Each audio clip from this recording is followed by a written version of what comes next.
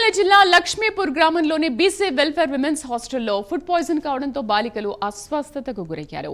భోజనం వికటించి 60 మంది బాలికలు వాంతులు చేసుకున్నారు.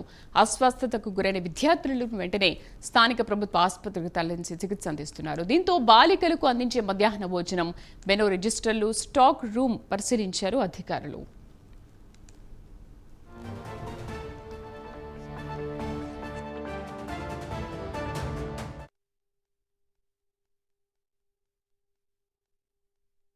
అయినాయని ఇన్ఫర్మేషన్ ఉందండి.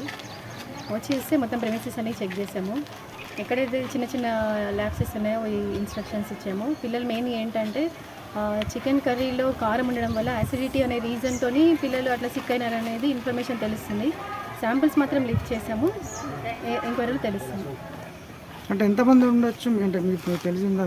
మేడం చెప్పినట్టు ప్రకారం స్కూల్లో ఎంతమంది ఇప్పటివరకు? 15 మెంబర్స్ పిల్లలకి కొంచెం సిక్గానే ఉంది. కొంతమందికి ఫీవర్ కూడా ఉంది అంటున్నారు. స్టమక్ పెయిన్ కంప్లైంట్ చేస్తున్నారు. 10 మెంబర్స్ మాత్రం వామిటింగ్ సెన్సేషన్ ఉంది ప్లస్ వామిటింగ్ అయింది అని అంటున్నారు. నిన్న చికెన్ కారం ఎక్కువ ఉండడం వల్ల మేము వామిటింగ్ చేసుకున్నామని పిల్లలు కూడా అదే చెప్తున్నారు. నిన్న నైట్ 10 మెంబర్స్కి వామిటింగ్స్ అయ్యాయి. అందులో 2 మెంబర్స్కి కొంచెం వామిటింగ్స్ ఎక్కువ సెన్సేషన్ ఉంటే వాళ్ళని హాస్పిటల్లో అడ్మిట్ చేశాము. వాళ్ళ కండిషన్ ఇప్పుడు స్టేబుల్గానే ఉంది. డాక్టర్ కూడా డిశ్చార్జ్ చేస్తామన్నారు. ఇవాళ డిఎంహెచ్ఓ సార్ వచ్చి మళ్ళీ ఒక 3 రికవర్ చేశారు హాస్పిటల్కి. వాళ్ళని కూడా హాస్పిటల్కి పంపించారు. వీళ్ళందరూ బాగానే ఉన్నారు. కారణం పిల్లలు చికెన్ స్పైసీగా ఎక్కువ ఉండి కొంచెం అల్సర్ లాగా ఉంది అని అంటున్నారు. డాక్టర్స్ కూడా వెజ్ ఫుడ్ కూడా తిన్న వాళ్ళకు కూడా ఇదే సమస్య